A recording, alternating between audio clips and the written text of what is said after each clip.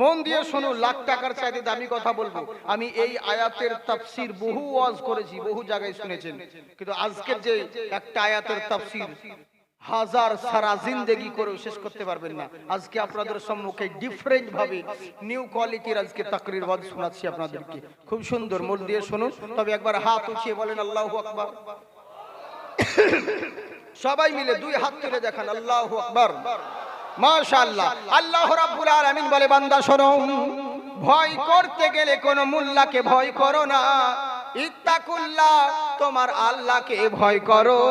এবার বলুন ভয় কাকে বলে? আমরা যতজন রয়েছি সবাই তো আল্লাহকে ভয় করি, করি না বাবা? আমি মেদিনীপুরে বলেছিলাম আল্লাহকে কে কে ভয় করেন? মৌলানা বাকি থেকে গেল, মুসল্লি হাজী সাহেব, এরা কেউ কিছু বললো না। একজন মদখোর বোতল টেনে বলছে আমি আল্লাহকে ছাড়া কোনো বেটাকে ভয় করি না। বুঝলেন তো আসলে কি ভয় করা বলে? মুখে যে সবাই বলে আল্লাহকে ভয় করি, একে কি ভয় করা বলে? আপনি শিক্ষিত মানুষ, কোনো মাওলানার প্রয়োজন হবে না।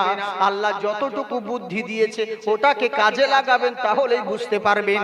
আচ্ছা বলুন তো দেখি, আপনি গার্জেন, বাড়ির গার্জেন, আপনার ছেলেকে বললেন বেটারে এক কাজ কর, আজকে স্কুল যা।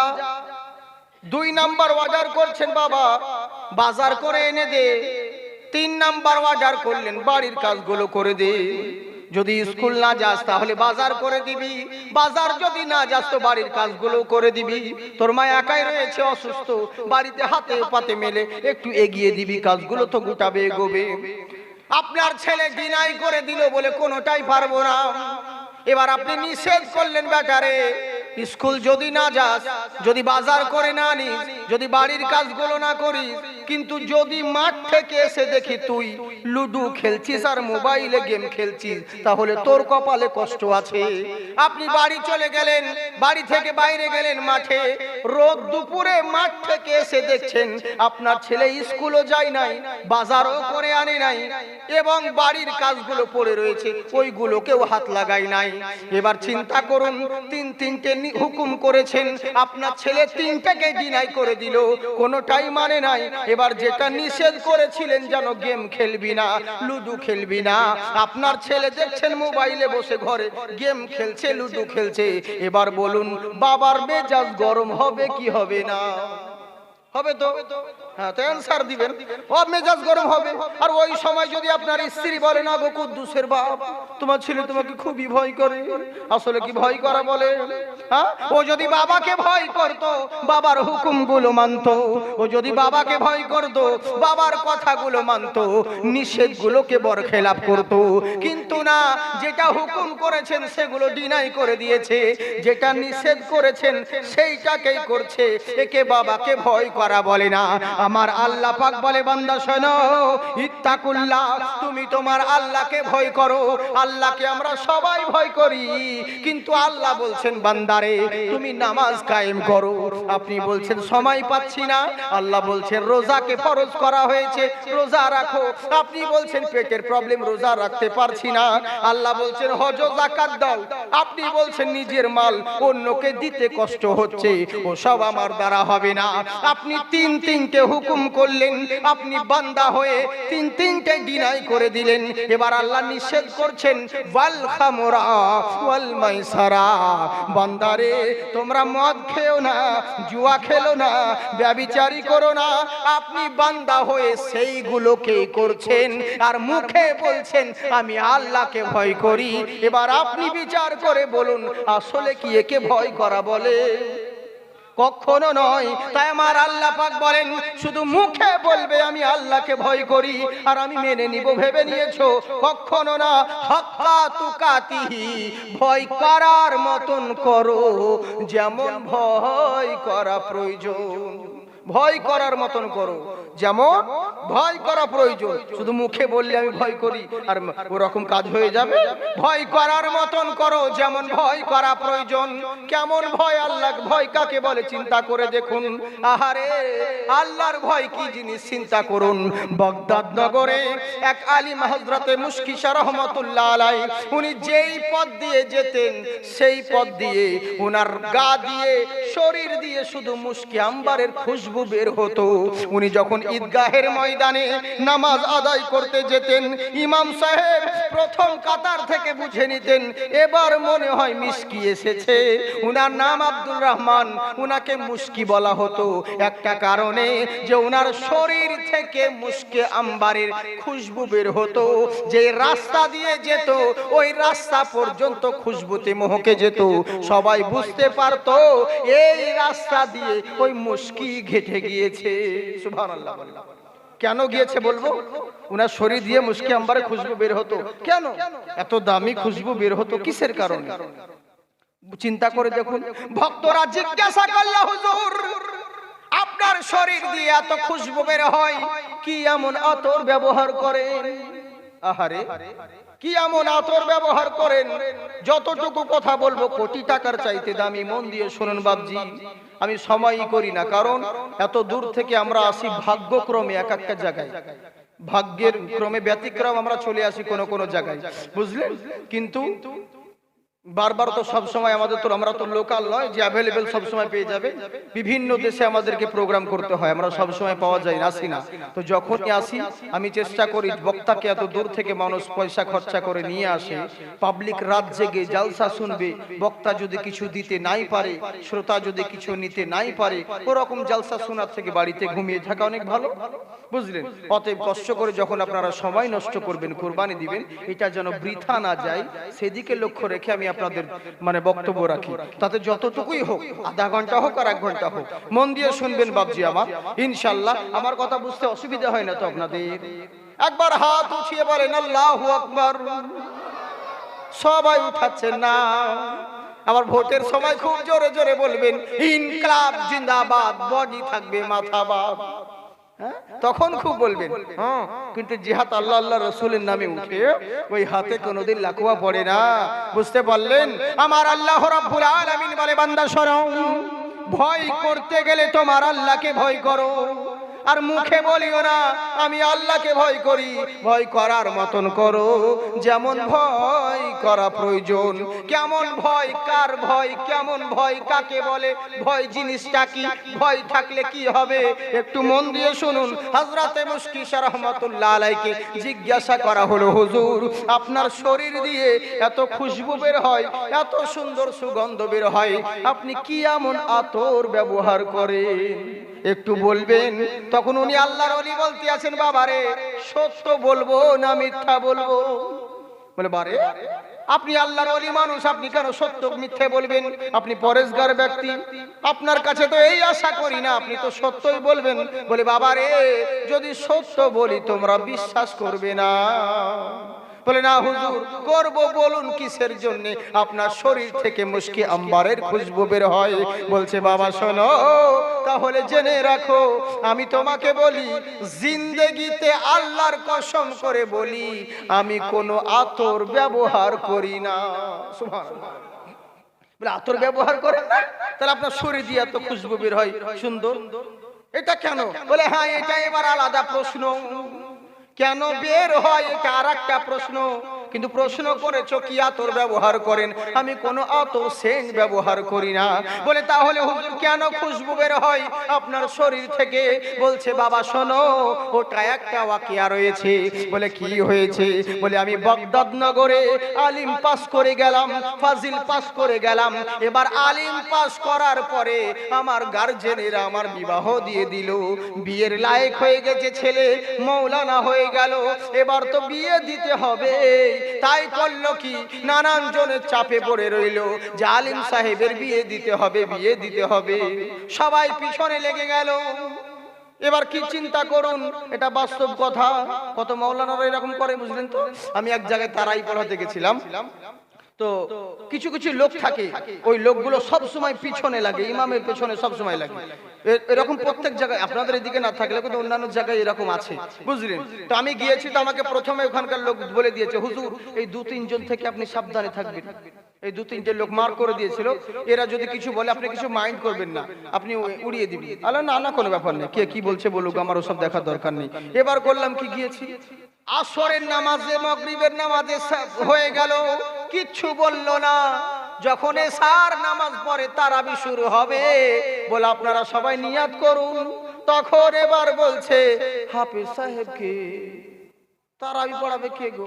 চিন্তা করতে পেরেছেন? সারাদিন দেখলো, কিছু বললো না। ও তখন বলছে তারাবি পড়াবে কে? বলে এই দেখো এই সাহেব বলছে তারাবি পড়াবে যে, তো ওনার যে দাড়ি মোছ সেরকম নেই। আসলে দাড়ি মোছ নেই 2-3 বছর আগে, তখন কি হবে অবস্থা বুঝতে পারছেন? দেখে তো বয়স্ক, কিন্তু বয়স্ক তো নয়, হয়নি, তা কি করা যাবে? তোকে বলা হলো তুমি দাড়ি নিয়ে বাড়ি করবা না গাড়ি কিনবা, কি প্রয়োজন? তারাই পড়তে হয়, পড়বে, বুঝলেন? কিছু হলো না। ফজরের টাইমে এসে কি বলছে দেখুন, সেহরি খাওয়ার পরে ওর নাতনিকে না বেটি জানি না, ওর মেয়ে মনে হয়, থালা বাসন মসজিদে খেয়েছিল সেহরি, থালা বাসন দিয়ে উনিতে এসে চলে গেছে। এবার আমার ঘরে ঢুকে বলছে হুজুর একটা কথা বলবো। বলুন, কি বলতে চাইছেন? বললে না আপনার গলাও খুব সুন্দর, আপনার পড়ার ঢংটাও খুব সুন্দর, খুবই ভালো লাগলো হুজুর। একটা জিনিস প্রশ্ন করবো? বলে করুন। বলে আপনি কি বিয়ে করেছেন? না, বিয়ে তো হয়নি এখনো। বললে এরে যা, তাহলে যার বিয়ে হয়নি তার পিছনে তো নামাজ পড়া যায় না গো, ইমামতি করা তো ঠিক নয়, বুঝলেন?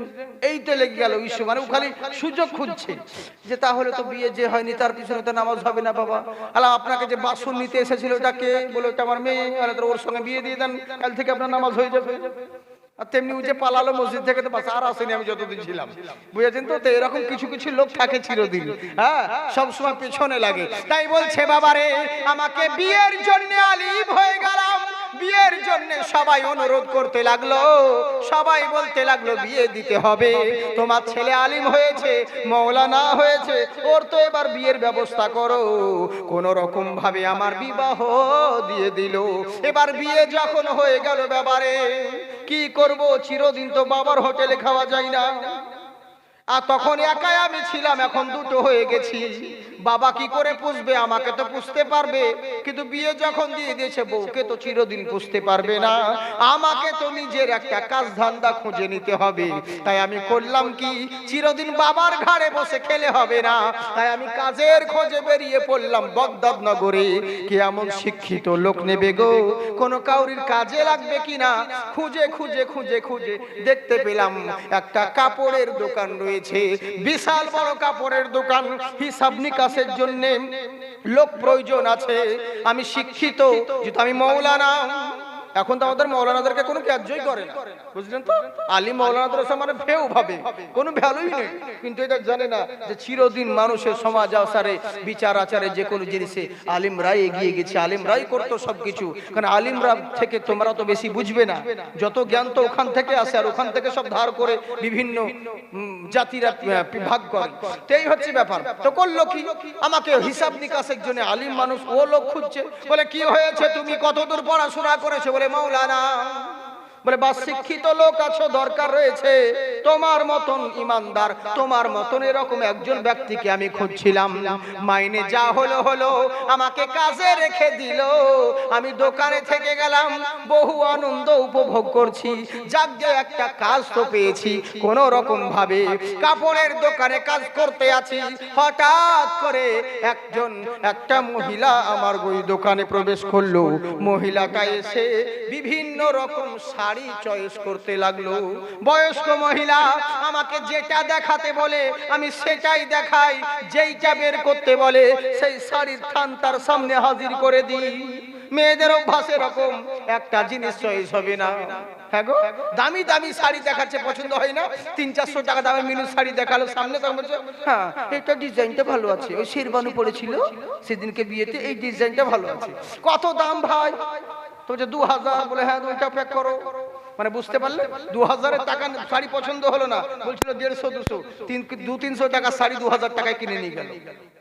আর মেয়েদের একটা অভ্যাস আছে, ছেলেদের জিনিস সহজে পছন্দ হয় না। ছেলেরা যদি কিনে নিয়ে যায় তাহলে তো গোলমাল, বুঝলেন? যদি যেতে বলে এটা নিয়ে এসো, ও যতই ভালো নিয়ে আসুক ওর চয়েস হবে না। তোমার চোখ নেই, কিছু নাই। দেখো গা সিরাজুলের আব্বাকে কত সুন্দর শাড়ি ওর বউকে কিনে দিয়েছে, হ্যাঁ তুমি কেমন নিয়ে এসেছো, এই নিয়ে এসে এত টাকা খরচা করেছো, আমি হলে অত টাকা নিতামই না। এই বিভিন্ন রকম মেয়েদের অজুহাত আছে। তাই এবার করলো কি, যত রকম দামি দামি, আমার যত রকম দামি দামি ছিল আমি কাপড়গুলোকে নামিয়ে দেখালাম। মেয়েটা তখন 5খানা কাপড় চয়েস করলো। বাবারে, করার পরে এবার করলো কি, বলছে বাবা এই শাড়ি আমি তো একাই কি করব, আমাকে বাড়ি নিয়ে যেতে হবে। শাড়িটা বাড়ি নিয়ে যেতে হবে, বাড়িতে যেটা চয়েস করবে তারপরে সেইটা রেখে দিব, বাকিগুলো ফেরত নিয়ে নিব। এইভাবে 5খানা কাপড় সে চয়েস করলো। এবার করলো কি, বললে বাড়ি নিয়ে যেতে হবে। আমি বললাম আমি তো মালিক নয়, মালিককে জিজ্ঞাসা করুন।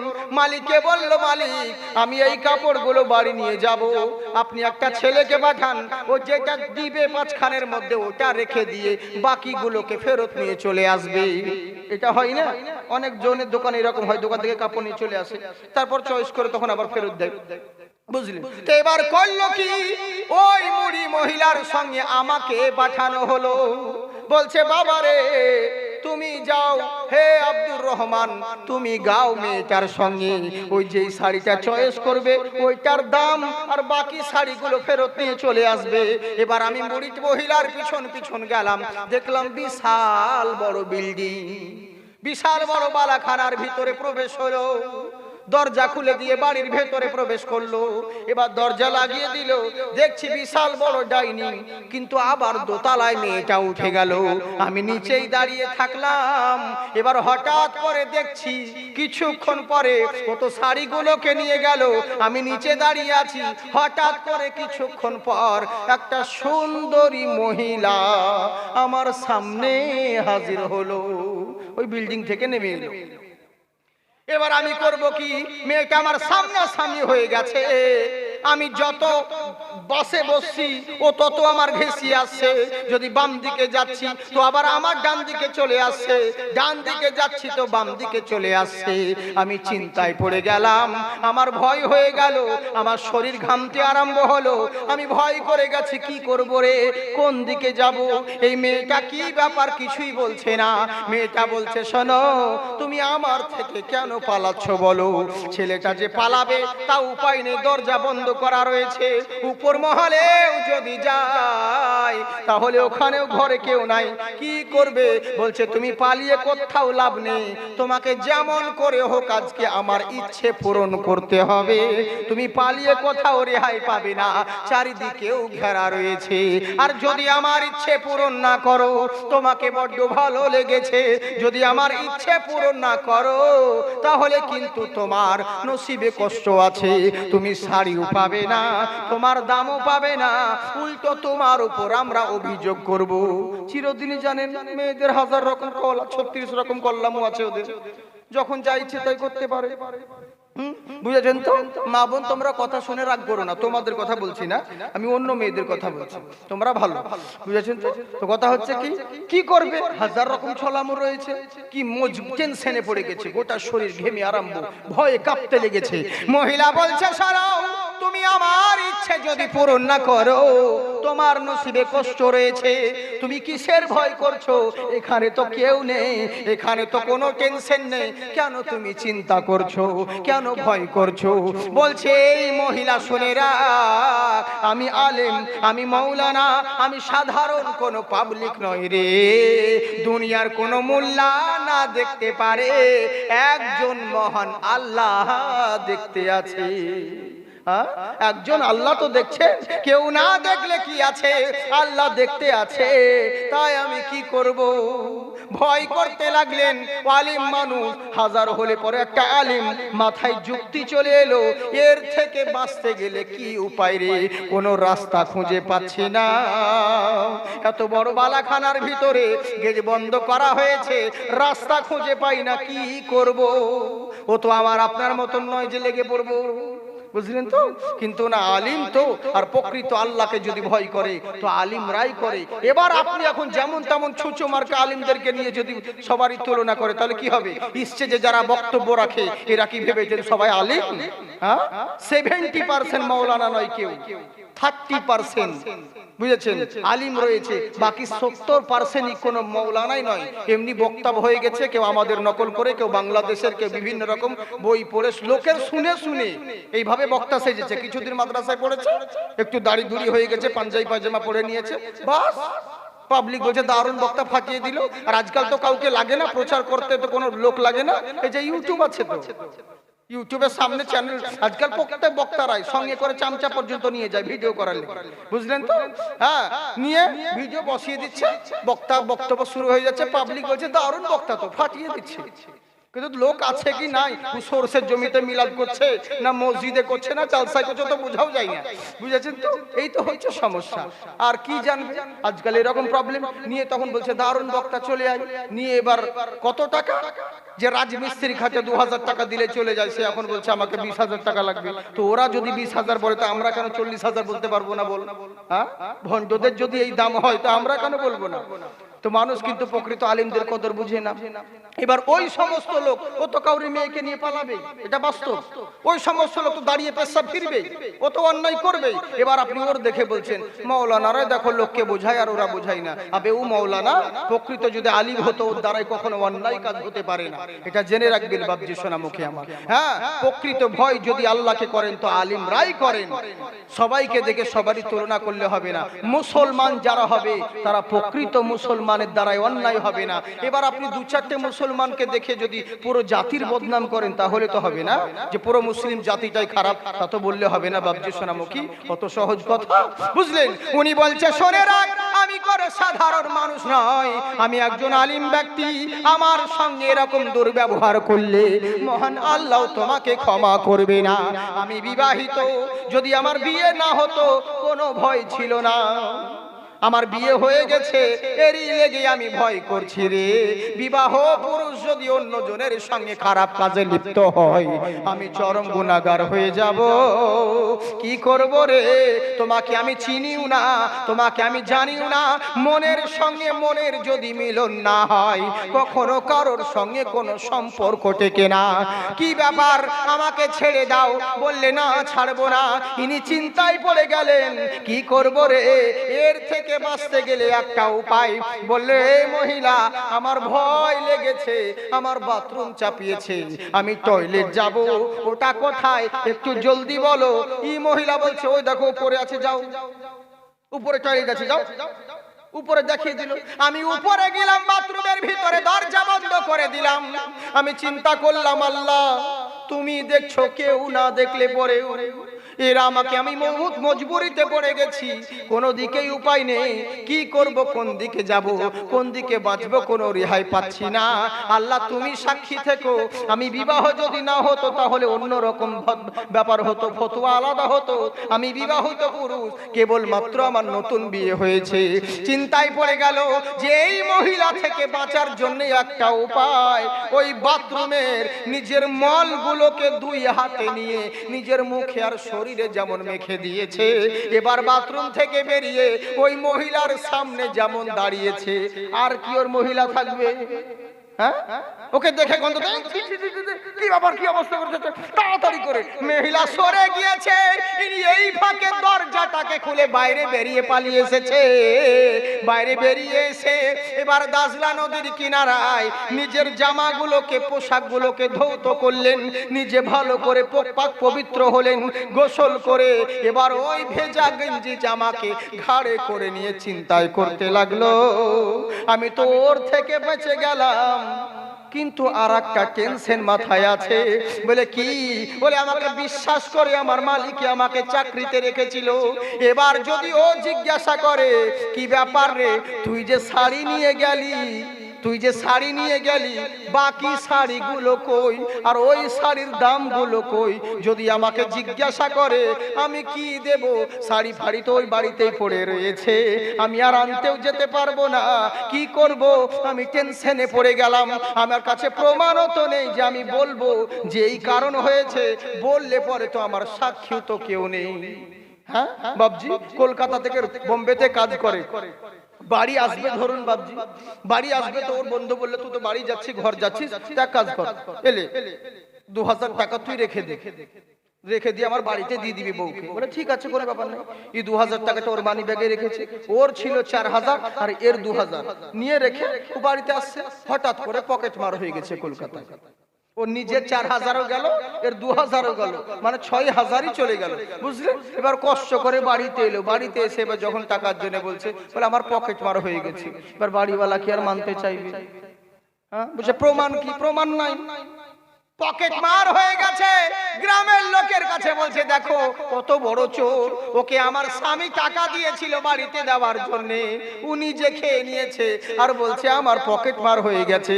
বিচারকরা বলছে রে তোকেও 2000 টাকা দিয়েছিল? বলে হ্যাঁ। বলে কি করেছিস? বলে পকেট মার হয়ে গেছে। বলে কি প্রমাণ আছে তোর কাছে? বলে পকেট মার হয়ে গেছে, কি প্রমাণ দিব? কলকাতা চলো তাহলে আমার সঙ্গে, বুঝতে পারবে। হ্যাঁ, ওখানে 2-1 টিটি মাস্টার আছে, ওরা জানে আমার পকেট মার হয়েছে। বলে ওসব চালাকি বাদ দে, 2000 টাকা নিয়েছি, 2000 ফেরত দে, নইলে পরে জরিমানা করা হবে। ওদিকে ও টাকাও গেল, আবার ঘর থেকে 2000 যেমন করে হোক ওকে দিতে হলো। তার মানে প্রমাণ না হলে এরকম অবস্থা। উনি চিন্তায় পড়ে গেলেন, মালিক যদি জিজ্ঞাসা করে কাপড়গুলো নিয়ে গেলি, কাপড়গুলো কই, ফেরত নিয়ে আসিস কেন? আমি যদি বলতে যাই এরকম কাণ্ড হয়েছিল, আমার কথা তো বিশ্বাস করবে না, আমার কাছে তো কোনো প্রমাণ নেই। ঘুরিয়ে যদি ওই মেয়ে তো চাপ দিয়ে দেয়, আমি তো ফেসে যাব, ঝামেলায় পড়ে যাব, বিশ্বাসঘাতকতার নাম হয়ে যাবে। এই চিন্তা করতে করতে বাড়িতে রওনা হলো। বাড়ির মধ্যে বিছানায় ঘুম আসে না, শুয়ে শুয়ে ওই চিন্তা করছে কি জবাব দিব। কালকে দোকান যখন যাব, মালিক যদি জিজ্ঞাসা করে কি ব্যাপার রে, কাল থেকে যে হারিয়ে গেলি, টাকা বা কই আর শাড়িগুলো কই, আমি কি জবাব দিব? চিন্তা করতে করতে চোখ লেগে গেছে। হঠাৎ করে আমার বাড়ির ভিতরে, আমার ঘরের ভিতরে হঠাৎ করে একজন ব্যক্তি সাদা জুব্বা পরে, সাদা পাগড়ি পরে আমার ঘরের ভিতরে প্রবেশ করেছে। আমার জামাগুলো মেলে দিয়েছিলাম পাঞ্জাবি, ওই পাঞ্জাবিতে হাত বোলাতে আছে। আমি বিছানার মধ্যে শুয়ে আছি।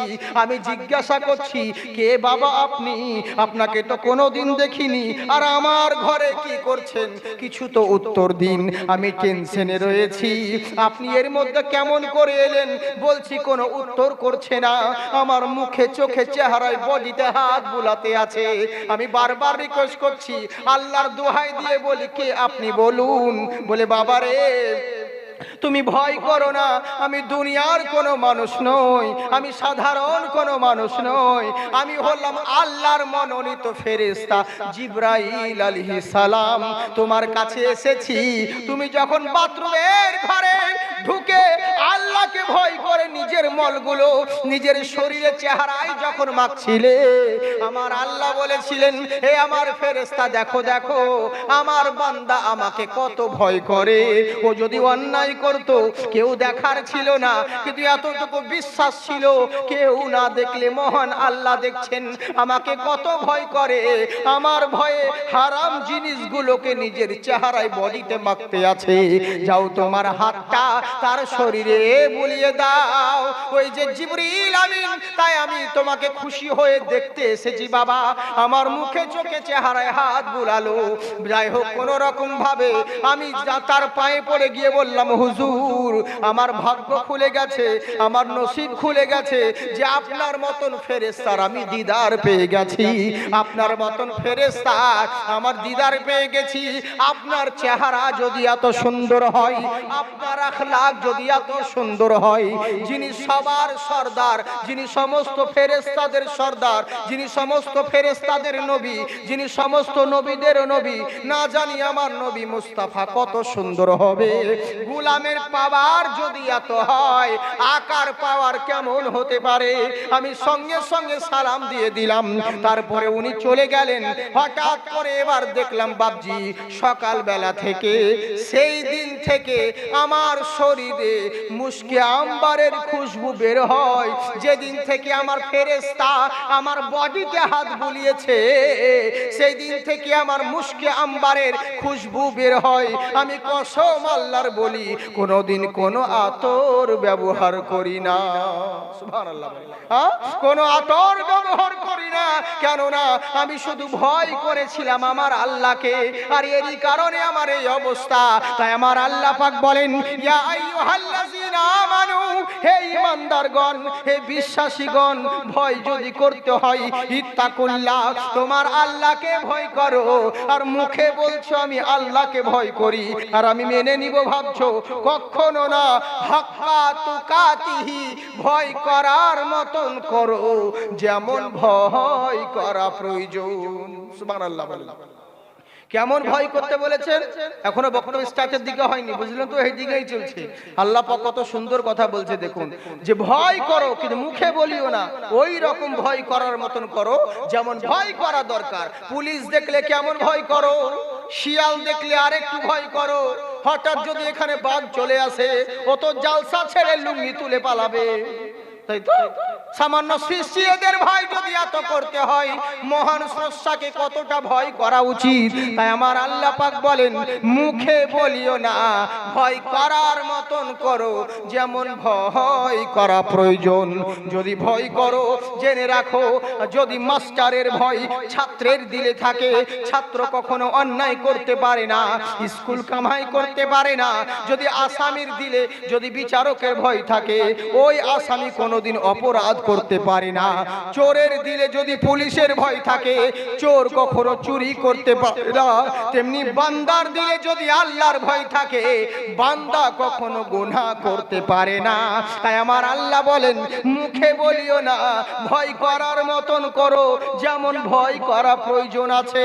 ওয়ালা তামুতুন্না, তোমরা ততক্ষণ পর্যন্ত মরবে না, মরতে একদিন সকলকেই হবে। হবে না বাবজি? হবে। গত বছর দেখুন, আমি গতবার এসেছিলাম, এবার তো আমার আসার কথাই নয়, বুঝেছেন? আমাকে এক ভাই ইউটিউবার এখানে ফোন বলেও ছিল আমাকে, যে আমি বলেছিলাম মনে হয় যাবো না, কিন্তু আপনার মহাব্বত ভালোবাসা, কারণ বুঝলেন কয়দিন থেকে আমার শারীরিক অবস্থাও সেরকম। কিন্তু কি করব, প্রোগ্রাম আছে, আসতে হবে। কিছু কিছু জিনিস আছে জায়গায় যে ভালোবাসার দাম কোটি টাকার চাইতে দামি, এটা জেনে রাখবেন। সব জিনিস টাকা পয়সা দিয়ে হয় না। তো ব্যাপারটা হচ্ছে কি, তো গত বছর এসেছিলাম, এই এক বছরের মধ্যে কত কি ঘটনা ঘটেছে কত জায়গায়। গতবার যারা এই জালসাতে ছিল তারা কি সবাই আছে? সবাই নেই, অনেকজন চলে গেছে, বুঝেছেন? এখন যারা রয়েছে, আগামী বছর হতে হতে আপনারা কেউ থাকবেন গ্যারান্টি আছে? কোনো গ্যারান্টি নেই। কতজন চলে যাবে, কথাটা ভাবতে গেলে কিন্তু বিশাল ব্যাপার, এটা জেনে রাখেন। এখন বসে আছেন, কিন্তু আগামী বছর, এক বছর মানে বিশাল ব্যাপার। এক বছরের মধ্যে আপনি যে থাকবেন এর কোনো গ্যারান্টি নেই। আহারে বাবজি রে, এটাই চির সত্য, এটাই বাস্তব, 100% খাঁটি এটাই। বুঝলেন বাবাজি? কিন্তু মানুষ আমরা সত্যকে অস্বীকার করে দিই, মিথ্যের পিছনে ছুটে বেড়াই। তো যারা গত বছর ছিল তারা দেখুন এখন নেই, অনেকজন নেই। এখন যারা রয়েছে তার আগামীতে থাকবে না। কেন? যেহেতু মরতে একদিন সকলকেই হবে। তাহলে বান্দা বলছে, আল্লাহ মৃত্যু থেকে কি কোনোদিন রেহাই পাবো না? আল্লাহ বলছেন, ওয়ালা আইনামা তাকুনু ইউদরিকুমুল মাউত ওয়ালাউ কুনতুম ফি বুরুজিম মুশাইয়াদা, লোহার পিঞ্জরার ভিতরে যদি লুকায়িত থাকো, মৃত্যু থেকে কখনো রেহাই পাবে না।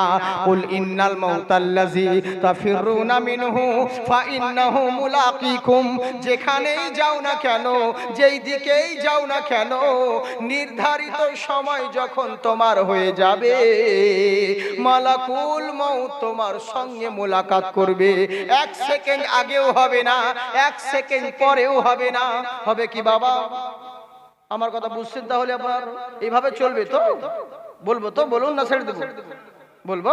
কারা কারা শুনবেন না হাত উঠান। ও ওরকম জোশে পড়ে দুই একজনের হাত উঠায়, মানে আসলে শুনবেন না, বুঝতে ভুল করেছে, বুঝলেন তো?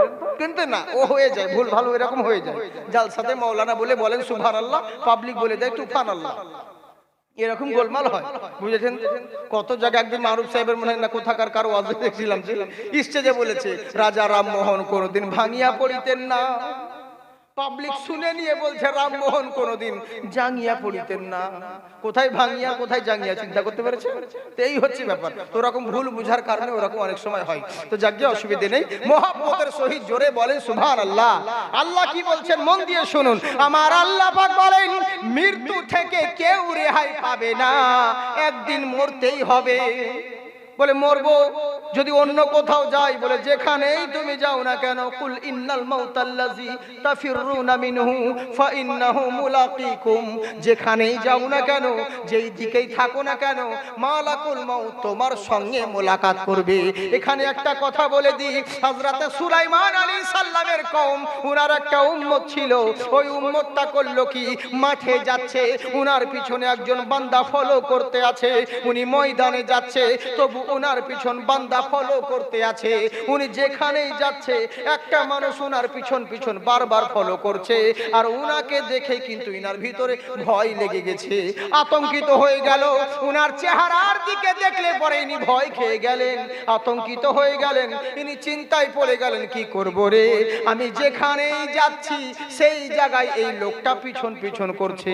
এটা স্বাভাবিক ব্যাপার বাপজি, বুঝেছেন? আমি বলেছিলাম গত কোন জালসাতে, হ্যাঁ, কি আমার হায়দ্রাবাদে যখন প্রথম এতে যাই, এয়ারপোর্টে বুঝেছেন প্রোগ্রামে কি অবস্থা হয়েছে, কতগুলো 4-5 মানে যুবক ছেলে, ওটা ওয়েস্ট বেঙ্গলেরই ছেলে, ওরা আমাকে দেখে ফলো করছিল। এরকম শুধু ওখানে বলে না, অনেক জায়গাতেই হয়, মোড়ে মাথায় বা রাস্তাঘাটে কোনো জায়গায় চাটা খেলে অনেক মানুষ এমনি করে দেখে, বুঝেছেন? কিন্তু ওদের দেখা আলাদা, আর ওই রকম তো বহু জায়গায় দেখে, কিন্তু ওখানে আমার ভয় লেগেছিল। কেননা যেটা আমাদের যেমন ভক্তর অভাব নেই, তেমনি শত্রুরও শেষ নেই, এটা সবাই জানে, বুঝলেন? তো এবার চিন্তায় পড়ে গেলাম, মানে টয়লেটে যাচ্ছি, ওরাও 4-5 জন নিয়ে খালি আমাকে উপর থেকে এমনি করে দেখছে, বাথরুমে তবু যেখানে সব জায়গায় ইয়ার হোস্টেজের কাছে বসে থাকছি, তবু ওই একই ব্যাপার, খালি এমনি করে দেখছে। কাউন্টারে যাচ্ছি, তবু খালি 4-5 জন মিলে এক জায়গায় গোল করে আমার দিকে শুধু উপর থেকে নিচের দিকে এমনি করে দেখছি। আমি ঘাবড়িয়ে গেছি যে কি ব্যাপার রে, এরা বারবার এরকম কেন করছে, যেখানে যাচ্ছে সেখানে। মনের ভিতরে একটা ভয় চলে এলো। পরক্ষণে দেখছি যে না, ওরা ভয় করে না, ওরাই তখন মোবাইল দেখে বলছে জাকির চতুর্বেদী ফাটিয়ে দিল। তো বুঝতে পারছি যে আমার ওয়াজ দেখে করছে, নিয়ে হেসে দিয়েছি। ওরা তখন এবার আমাকে বলছে হযরত आप जाकिर साहब हो ना? हाँ मैं जाकिर साहब हूँ, जो बोलना है बांग्ला में ही बोलिए, हिंदी मत बोलिए, मैं भी बंगाली हूँ। মানে ওরা যেমন করে কথা বলছিল, ওদের কথা শুনে বুঝতে পারা যাচ্ছে যে কোন মানুষ ধরে নিবে যে বেটা বাঙালি। কেমন হিন্দি বলছে জান না, বে তুই ওপর গালো কোপর বে থাকেগা, বারে বারে নিচে কি করতে আয়েগা, এরকম করে হিন্দি বলছে। তার মানে বুঝতে পারছে যে বেটা বাঙালি আছে। বলছে বাংলাতেই বলুন, কি বলছেন? বলে হুজুর আমরা আপনার খুব ভক্ত, খুবই শুনি, এই শুনি ওই শুনি, মানে যত তারিফ করা করলে আলম তোমরা এত ভক্ত, একটু হলে পরে তোমার রক্ত বেরিয়ে যেত তোমাদের অবস্থা দেখি। এইরকম করে কেউ যেখানে যাচ্ছে সেরকম সব জায়গায়। বলে না হুজুর আসলে ভয় করবেন না, আমরা দেখছিলাম একটা কারণে, যেটা আপনাকে মোবাইলে দেখি পাগড়ি পরে থাকেন তো বয়স্ক লাগে, কিন্তু আপনি সিম্পল হয়ে আছেন এখানে, আপনি তো ইয়াং ছেলে, ইয়াং বক্তা, তা আমি তো ভেবেছিলাম আপনাকে বয়স্ক, কিন্তু যার কারণে মিলাচ্ছিলাম যে আপনি ওটাই কিনা, ওই জন্য মোবাইলের সঙ্গে আপনাকে দেখছিলাম আর মিলাচ্ছিলাম। বলছে হ্যাঁ ভাই, গোলমরিচ দেখতে ছোট কিন্তু ঝাল বেশি, এ যে কম হইতে পারি কিন্তু তেজে বেশি আছে। তো তোমরা এরকম করে ডাইরেক্ট সালাম দিয়ে কথা বললেই তো হতো, কিন্তু একদম যেখানে যাচ্ছি সেখানে তোমরা এরকম গ্রুপ করে যাচ্ছ, আমি তো ভয় খেয়ে গেছিলাম। তো বলে না না ভয় ব্যাপার নাই, আমরা খুব আপনার ভক্ত, এই ভক্ত এই কথা, যাই হোক এটা সেটা অনেক কথা হলো। তো সেরকম বাবজি কেউ যদি বারবার একটা মানুষকে বিভিন্ন জায়গায় ফলো করে, ওই লোকটাই অটোমেটিক ভয় লাগবে। হযরতে সুলাইমান আলাইহিস সালামের উম্মতটা উনি ভয় খেয়ে গেলেন, আমি ময়দানে যাচ্ছি তবু এই লোকটা, আমি যেখানেই যাচ্ছি একটা লোক আমাকে বারবার ফলো করছে। উনি দৌড়িয়ে সুলাইমান নবীর কাছে চলে গেলেন, ওগো আল্লাহর নবী, ওগো আল্লাহর পয়গম্বর, আমাকে রক্ষা করুন। বলে কি হয়েছে? বলে একটা মানুষ আমাকে যেখানেই যাচ্ছি বারবার ফলো করছে, ও আমাকে ঠিক মতন শান্তিতে থাকতে দিচ্ছে না। বলে কে? বলে দেখুন এখানে এসেছে, পিছন দিকে দেখছে। হ্যাঁ। বলে আচ্ছা তুমি কালো রঙের একটা লোকের কথা বলছো, মোটা সোটা? বলে হ্যাঁ। বলে দেখো এখানে এসছে নাকি? বলে হ্যাঁ, ওই তো ওখানে দাঁড়িয়ে আছে। বলে হুজুর, ও আমি যেখানে যাচ্ছি ও আমাকে বারবার পিছন ফলো করছে, ওর থেকে আমাকে বাঁচান। বলে তুমি কিছু বলছো না কেন, যে কেন আমাকে ফলো করছেন? বলে কি করে বলবো হুজুর, ওর চেহারার দিকে দেখলেই তো আমার ভয় চলে আসছে, আমি কি করে বলবো, বলার সাহস পাচ্ছি না, আপনি আমাকে যেমন করে হোক ওর থেকে বাঁচান। হযরত সুলাইমান আলাইহিস সালাম বলছেন, তুমি কি ওকে চেনো, ওই ব্যক্তিটাকে? বলে না হুজুর, চিনি না, ওকে দেখলেই তো ভয় লাগছে। বলে ওটা সাধারণ কোনো মানুষ নয়, ওটা হলো মালাকুল মউত, জান রূহ কবজ করা ফেরেশতা, যার নাম হলো ইসরাইল আলাইহিস সালাম। বুঝলেন? আমরা বলি আজরাইল, আজরাইল বলি, আসলে তো আজরাইল নয়, নাম হচ্ছে চারজন মাশহুর ফেরেশতার নাম মিলানে আছে। এক এতে জিবরাইল, ইসরাফিল, ইসরাইল, মিকাইল। বুঝলেন তো? কিন্তু আমরা বাংলায় সবাই গোদা বাংলা আজরাইল আজরাইল করি, ওই আজরাইলটা ইসরাইল আলাইহিস সালাম। বুঝলেন? বলে ইসরাইল আলাইহিস সালাম দাঁড়িয়ে আছে, বলে হুজুর যেমন করে হোক ওর থেকে আমাকে রক্ষা করেন, বাঁচান। বলে কি করব? বলে আপনাকে তো আল্লাহ বহুত ক্ষমতা দিয়েছে, আপনার তো সব জিনিসের উপরে জাদু চলে, হুকুম চলে, এমন কোন কারিশমাতে আমাকে ওর চোখের সামনে থেকে আমাকে দূরে পাঠিয়ে দিন, এমন কোন জায়গায় পাঠিয়ে দিন যেন ও বেটা না পৌঁছাতে পারে। আমাকে বারবার ফলো করছে, এখানে যেখানে যাচ্ছে সেখানে চলে যাচ্ছে, এমন জায়গা পাঠিয়ে দিন যেন ও না পৌঁছাতে পারে। হযরত সুলাইমান আলাইহিস সালাম বাতাসকে হুকুম করলেন, এই বাতাস এই বান্দাকে উড়িয়ে নিয়ে চলে যা। সাপোর্ট উদাহরণ দিয়ে আপনাদেরকে বলছি, আছে ইন্ডিয়াতে, বাতাসকে হুকুম করলেন যে ওকে লন্ডনে পৌঁছিয়ে দে। 5 মিনিটের মধ্যে সঙ্গে সঙ্গে লন্ডনে পৌঁছিয়ে দেওয়া হলো। এবার সঙ্গে করলো কি? ইসরাইল আলাইহিস সালাম সুলাইমান নবীর কাছে যে বলছে, আসসালামু আলাইকুম হুজুর। বলে ওয়ালাইকুম আসসালাম। বলে আপনি আমার কাজটাকে আসান করে দিলেন। বলে তুমি বারবার ওই লোকটাকে ভয় কেন দেখাচ্ছিলে, ও তোমাকে দেখে ভয় খাচ্ছিল? বলে হুজুর না, কসম আল্লাহর আমি ভয় দেখাইনি। বলে তাহলে ও যেখানে যাচ্ছিল সেখানে তুমি যাচ্ছিলে, ও তোমাকে দেখে ভয় খাচ্ছিল। বলে সেটা আলাদা ব্যাপার, ও আমাকে দেখে ভয় খাচ্ছিল কিন্তু আমি ওকে ভয় দেখাইনি। বলে তাহলে ওর পিছন করছিলে কেন? বলে এরই জন্যই পিছন করছিলাম হুজুর, আমি আমলনামা খুলে দেখলাম 5 মিনিট পরে এই বান্দার জান কবজ হবে, 5 মিনিট পরে ওকে ওর রূহ কবজ করতে হবে আমাকে। বলে তাহলে কি হলো? তো 5 মিনিট পরে যখন করতে হবে তো তখনই আসবে। বলে না হুজুর, ওটা আশ্চর্যের বিষয় নয়, আমি চিন্তা করে দেখলাম 5 মিনিট পরে রূহ কবজ করতে হবে, কিন্তু এখানে নয়, ও তো লন্ডনে থাকার কথা, ওর তো লন্ডনে জান কবজ হবে, কিন্তু ও বেটা ইন্ডিয়াতে কি করছে, এই লেগে আমি ওকে দেখে হয়রান হয়ে গেছি। আরে 5টা মিনিট পরে যার এখন লন্ডনে থাকার কথা, 5 মিনিট পরে যার জান কবজ হবে, আর ও ইন্ডিয়াতে দেখছি বেশ ঘোরাফেরা করে বেড়াচ্ছে মাঠে ঘাটে, তাই ওকে দেখে আমি হয়রান হয়ে গেলাম। কি ব্যাপার রে, যেখানেই যাচ্ছি ই বেটা এখানে কেন ঘুরুক ফুরুক করছে, আমি দেখে হয়রান, টেনশনে পড়ে গেলাম। ই কেমন করে যাবে লন্ডনে, আর কেমন করেই বা 5 মিনিট ওর জান কবজ করব, কি করব চিন্তায় পড়ে গেছিলাম হুজুর। আর ও আমাকে দেখে ভয় খেয়ে নিচ্ছিল, কিন্তু আপনার কাছে এলো, আপনি তাকে বাতাসকে হুকুম দিয়ে লন্ডনে পাঠিয়ে দিলেন, আমার কাজটা আসান করে দিলেন, মুশকিল আসান হয়ে গেল, টেনশন দূর হয়ে গেল। এবার আমি যাব আর মালটাকে টুক করে তুলে নিয়ে চলে আসব। বুঝলেন? তাই আমার আল্লাহ পাক বলেন, কুল ইন্নাল মাউতাল্লাযী তাফিরুনা মিনহু ফাইন্নাহু মুলাকীকুম। যেখানেই যাও না কেন, যেই দিকেই থাকো না কেন, নির্ধারিত সময় যখন হয়ে যাবে, 1 সেকেন্ড আগেও হবে না, 1 সেকেন্ড পরেও হবে না, ইসরাইল তোমার সঙ্গে মোলাকাত করবে। কেন করবে তুমি কি জানো? ফালাউলা ইযা বালাগাতিল হুলকুম ওয়া আনতুম হিনা ইযিন তানজুরুন। তোমার নিঃশ্বাসটা যখন হুলকুমে এনে ঠেকাবে, সেদিন তুমি অসহায় হয়ে যাবে, নিরুপায় হয়ে যাবে, ইচ্ছে থাকলেও কিছু বলার শক্তি পারবে না, তুমি হাজার চেষ্টা করলে কিছু বলতে পারবে না, হাজার পরিশ্রম করলে কিছু কইতে পারবে না। কেন পারবে না? কুল্লু নাফসিন যায়কাতুল মাউত। পৃথিবীর বুকে বহুত মজা চেখেছো, পৃথিবীর বুকে বহু জিনিসের স্বাদ গ্রহণ করেছো, একদিন তোমাকে মরণের স্বাদ গ্রহণ করতে হবে, মরতে একদিন তোমাকে হবে। তাই আমার আল্লাহ আগেই সাবধান করছেন, হে আমার বান্দারা, ওয়ালা তামুতুন্না, তোমরা ততক্ষণ পর্যন্ত মরো না, কতক্ষণ? ইল্লা ওয়া আনতুম মুসলিমুন, যতক্ষণ পর্যন্ত পূর্ণ মুসলমান না হবে। সুবহানাল্লাহ। কি বললে? না, আল্লাহ কি বলছেন মন দিয়ে শুনুন, তোমরা ততক্ষণ পর্যন্ত মরো না যতক্ষণ পর্যন্ত পূর্ণ মুসলমান না হবে। যে প্রকৃত মুসলমান হবে তার দ্বারাই কখনো অন্যায় হবে না, যে মুসলমান হবে তার দ্বারাই অত্যাচার হবে না, যে মুসলমান হবে তার দ্বারাই কখনো অপরাধ হতে পারে না। ওম নমস্তাস্যৈ নমস্তাস্যৈ বিদ্যাশ্বরী হেরি চর্চ নমস্তুতে। পৃথিবীর বুকে হে বৎসরা তুমি যা কিছুই করো না কেন, যদি কামিয়াব ইনসান পেতে চাও, যদি লাভবান মানব হতে চাও, কোন মোল্লাকে ফলো করে লাভ নেই, রাসূলুল্লাহকে ফলো করো। কোন মোল্লার চর্চা করে লাভ নেই, রাসূলুল্লাহর চর্চা করো। হেরি চর্চ নমো নমঃ, ওই যে মহামানব রয়েছে উনার যদি চর্চা করতে পারো, উনার যদি আলোচনা করতে পারো, তাহলে তুমি প্রকৃত লাভবান হবে।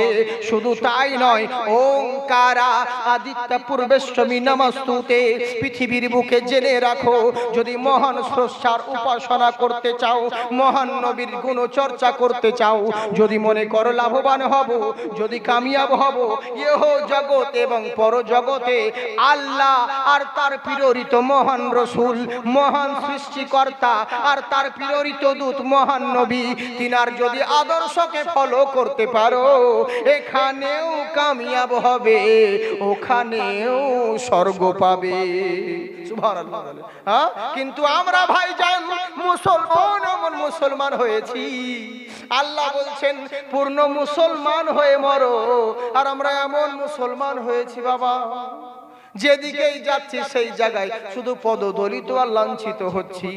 কেন হচ্ছি এগুলো এখনো বুঝতে পারি না। বুঝতে পারছেন প্রবলেমটা আমাদের কোন জায়গায়, এখনো আমরা ধরতেই পারলাম না। আল্লাহ পাক আপনাদের আমাদের সকলকে মুসলমান হয়ে বেঁচে থাকার তৌফিক দান করেন। সকলেই বলি আল্লাহুম্মা আমিন। আসুন একবার ভক্তি সহকারে মোহব্বতের সহিত দরুদের নজরানা পড়ি। আল্লাহুম্মা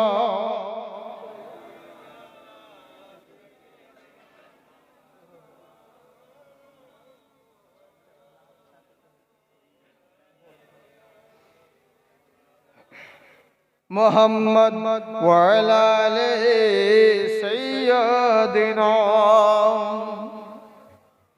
মোহাম্মদ সাল্লাল্লাহু তাআলা আলাইহি ওয়াসাল্লাম কে নূর নবীজির শান শোনো মুসলমান, নাজিল হলো জিনার প্রতি 30 পারা কোরআন। সুবহানাল্লাহ বলেন। নূর নবীজির শান শোনো মুসলমান, নাজিল হলো জিনার প্রতি 30 পারা কোরআন। আল্লাহ কোরআনে বলেন নবীজির শানে, বাড়ালাম সম্মান তোমার দোনো জাহানে। আল্লাহ কোরআনে বলেন নবীজির শানে, বাড়ালাম সম্মান তোমার দোনো জাহানে। না পড়ে কোরআন,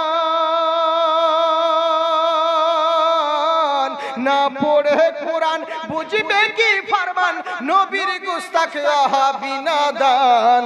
নূর নবীজির শান হাজি শোনো মুসলমান, নাজিল হলো জিনার প্রতি 30 পারা কোরআন। মোহব্বতে জোরে বলেন সুবহানাল্লাহ। আমার আল্লাহ পাক বলেন, হে ইমানদারগণ তোমরা ভয় করতে হলে তোমার আল্লাহকে ভয় করো, মুখে বলিও না, ভয় করার মতন করো যেমন ভয় করা দরকার। তোমরা ততক্ষণ পর্যন্ত মরো না যতক্ষণ পর্যন্ত পূর্ণ মুসলমান না হবে। এবার আমরা কেমন মুসলমান আর তারা কেমন মুসলমান, এদিকে চিন্তা করুন। কত সুন্দর কথা।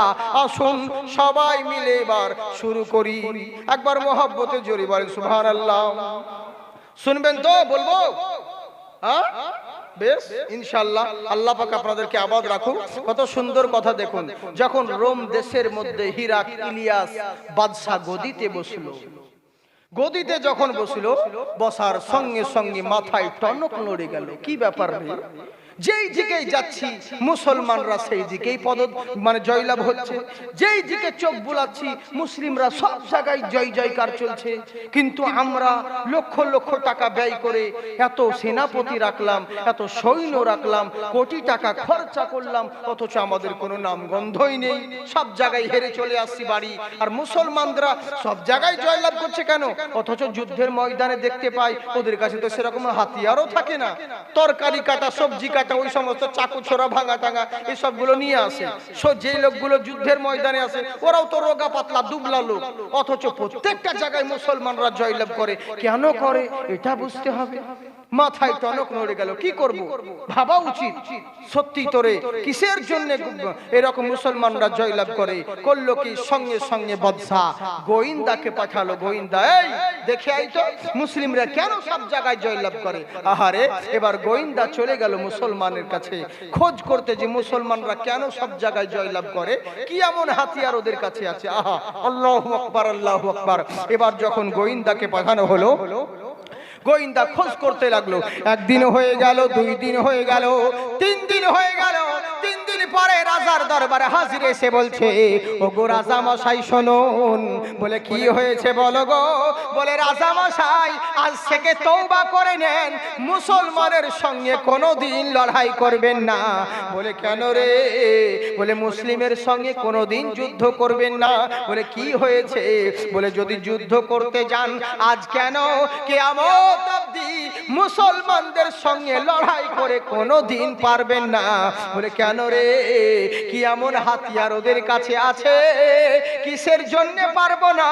বলে না রাজা মশাই, ওদের সঙ্গে লড়াই করে পারবেন না। ওদের কাছে এমন হাতিয়ার আছে যা অন্য কোন জাতির কাছে সেই হাতিয়ার নাই। বলে কি এমন হাতিয়ার? কত নামি দামি হাতিয়ার। বললে হুজুর ওটা কোনো দামি হাতিয়ার নয়, ওটা কোনো নামি মানি গুনি হাতিয়ার নয়, ওই হাতিয়ারটার নাম হলো ঈমানি হাতিয়ার। কি হাতিয়ার? ঈমানি হাতিয়ার। ঈমান মজবুত আছে, আমরা যুদ্ধের ময়দানে নামি জয়লাভ হব বলে, আমরা যুদ্ধের ময়দানে নামি মেডেল পাবো বলে, আমরা যুদ্ধের ময়দানে নামি পুরস্কৃত হব বলে, আমরা যুদ্ধের ময়দানে নামি পুরো এলাকাতে জয় জয়কার লাভ হবে বলে, কিন্তু মুসলমানরা যুদ্ধের ময়দানে নামে শহীদ হব বলে। যেই জাতি শাহাদাত বরণ করার জন্য যুদ্ধের ময়দানে নামে, ওই জাতিকে কোনোদিন পরাস্ত করতে পারবেন না। রাজা মশাই শুনুন, আপনি আশা ছেড়ে দিন, মুসলমানদের সঙ্গে লড়াই করে কোনোদিন পারবেন না। তখন এবার করলোটা কি? রাজা মশাই চিন্তায় পড়ে গেল। বলে তাই নাকি? বললে হ্যাঁ। বললে হুজুর আর একটা খবর আছে। বলে কি খবর রে? বলে মুসলমানদের মধ্যে 3 জন যুবক আছে। 3 জন যুবক ছেলেকে দেখলাম, ওরা যুদ্ধের রংবাজ, খুব যুদ্ধের পাইতারাবাজ, কৌশল ভালো জানে। বলে তাই না কি? বললে হ্যাঁ। বলে তাহলে নিয়ে এসো ওদের 3 জনকে। এত লক্ষ লক্ষ ডলার খরচা করছে অন্যদের পিছনে, এত টাকা ওদের পিছনে না খরচ করে ওদের পিছনেই খরচা করবো। নিয়ে এসো, নিয়ে এসো, ওদেরকে ধরে নিয়ে এসো। এবার করলো কি? এবার চলে গেল। আপনারা জানেন যুদ্ধের ময়দানে যে রংবাজ হয়, পাইতারাবাজ হয়, তার বেশি দাম। কেননা যুদ্ধের ময়দানে কৌশলবাজের প্রচুর দাম রয়েছে। বাংলাদেশ পাকিস্তানের যুদ্ধ হয়েছিল, বাংলাদেশ পাকিস্তানের কাছে কিছুই নয়, অথচ বাংলাদেশ সব জায়গায় জয়লাভ করলো। কেন বলুন তো? বাংলাদেশ মুক্ত যুদ্ধে জয়লাভ হয়েছিল কিসের কারণে বলেন তো? হাতিয়ারের দিকে তো বাংলাদেশ সেরকম মজবুত নয়, কিন্তু জিতেছিল একটাই কারণে, বাঙালি তো চালাক বুদ্ধিমান, এরা বুদ্ধির জোরে কৌশলের দ্বারাতে পাকিস্তানের সঙ্গে লড়াই করে এরা জয়ী হয়েছিল, বুঝেছেন? তাছাড়া অন্য কোনো হাতিয়ারের দ্বারাই নয়। তো তেমনি যুদ্ধের ময়দানে কৌশল বাজে হবে, পাইতারা বাজে হবে, তার জরুরি রয়েছে। বলছে রাজা মশাই যেমন করে হোক ওদের 3 জনকে ধরে নিয়ে আসো। এবার গোয়েন্দা পাঠানো হলো। যুদ্ধের ময়দানে বহু ঘটনা বলতে গেলে এখানে 3 ঘন্টা লেগে যাবে, দরকার নেই, ডাইরেক্ট মেন কথা বলে দিলাম। কোন রকম যুবক 3 থেকে ধরে নিল। ধরে নিয়ে এসে এবার রাজার দরবারে হাজির করা হলো। রাজপ্রাসাদের লোক ভর্তি রয়েছে, সেনাপতি, মন্ত্রী, হাকিম, কবিরাজ সবাই রয়েছে। রাজপ্রাসাদের রাজা যখন গদিতে বসলো, এবার ওই গোয়েন্দারা সবাই, সেনাপতিরা বলছে, রাজা মশাই, বলে কি হয়েছে? বলে আপনি যেই বলেছেন ওই মুসলমান তিনটে যুবককে ধরে আনতে, ওই রোম আমরা আরব থেকে এই তিনটে যুবককে ধরে নিয়ে এসেছি। বলছে আমার সামনে হাজির করো। এবার বাদশার সামনে যখন হাজির করা হলো, তিনটে যুবক ছেলে কোমরে দড়ি বেঁধে নিয়ে এসে বাদশার সামনে রাজ দরবারে হাজির করা হয়েছে। রাজা ওদেরকে দেখে বলছে, আরে যা, তোমরাই কি আরবের লোক? বলে হ্যাঁ। বলে তোমরা কি নবী মুস্তাফার লোক? বলে হ্যাঁ। বলে তোমাদেরকে তো ভেবেছিলাম বয়স্ক মানুষ, কিন্তু দেখছি তোমরা তো ইয়াং, তোমরা তো যুবক ছেলে, তোমাদের এখন এনজয় করার সময়, তোমাদের এখন আনন্দ করার সময়, তোমাদের এখন উপভোগ করার সময়, ইয়াশ করার সময়। এখন কেন নবীর দলে কি করছো তোমরা? যুদ্ধের ময়দানে কি এমন মজা রয়েছে? তোমরা তো এখন এনজয় করার সময়। আমরা যেমন বলি, আমাদের যুবকরা যেমন করে না, কানে ইয়ারফোন ভরে যেখানে সেখানে আজান দিচ্ছে, কোনো ভ্যালুই নেই, যা ইচ্ছে তাই। যদি জিজ্ঞেস করি ভাই এটা কেন করছো, তো ওরাই ঘুরি আবার বলে, হুজুর খাও দাও ফুর্তি করো, দুনিয়াটা মস্ত বড়। ফেরেশতা বলছে শুধু একবার মরো, কি শাখা শেখবো সেদিন বুঝে নিবি, তোমার ফুর্তি বের করে দেব। তোমাকে ফুর্তি করার জন্য আল্লাহ পাঠিয়েছে। হ্যাঁ, দুনিয়াতে ফুর্তির তোমার জাহান্নামে বের করা হবে, বুঝলেন তো? এক মাওলানা স্টেজে বলেছে, দুনিয়াতে যে যাকে ভালোবাসে তার সঙ্গে তার হাসর হবে। দুনিয়াতে যে জিনিসটা পছন্দ করে, জান্নাতেও সে সেই জিনিসটা পাবে। তো এক ফকির বলছে, হুজুর তো দুনিয়াতে যে হুক্কা খেতে ভালোবাসে, জান্নাতেও কি পাবে? বুঝলেন? আচ্ছা বলুন, ওকে কি উত্তর দিবে? मौलाना बोलते हाँ, ये प्रश्न करছে क्या मौलाना, जन्नत में हुक्का पीने का इंतजाम है? ये बोलते हाँ मिल जाएंगे, मगर जहन्नम से आग लाना तुम्हारा काम है। বুঝলেন তো? পেয়ে তো যাবা, কিন্তু জাহান্নাম থেকে আগুন তুমি নিয়ে আসবা, তাহলে পেয়ে যাবে। এই তো হচ্ছে ব্যাপার, বুঝলেন? যেদিকে আসল জিনিসকে না হরে আমরা উল্টো দিকে চলে যাচ্ছি। কেন বলুন তো?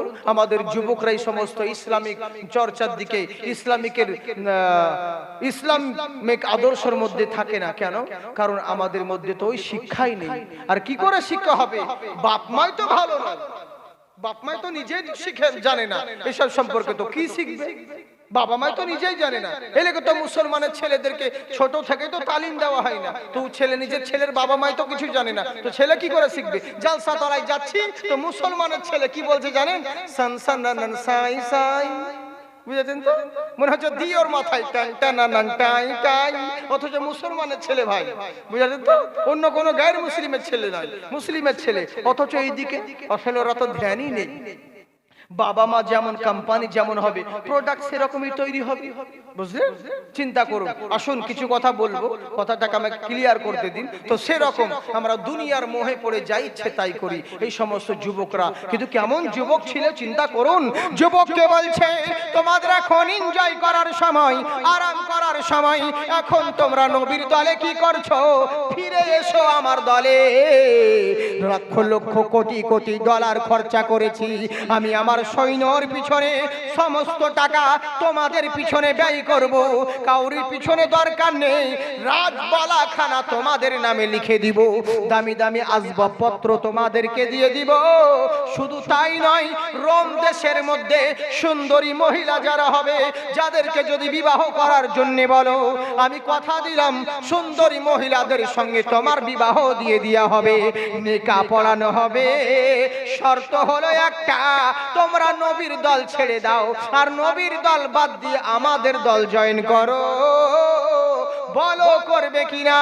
আপনি আমি হলে কি বলতাম? এত বড় অফার ছেড়ে দিতে? হ্যাঁ, আপনি আমি হলে পরে সামান্য মুসলমান তো এক কাপ চার বিড়ির বদলে ইমান বদলিয়ে দেয়, তাই না? তেমনি কিন্তু কেমন মুসলমান চিন্তা করুন। আহারে, আল্লাহু আকবার, আল্লাহু আকবার। যেমন এই কথা বলেছে যে ছেড়ে দাও, বিনিময়ে একটা যা নিবে সব দিব।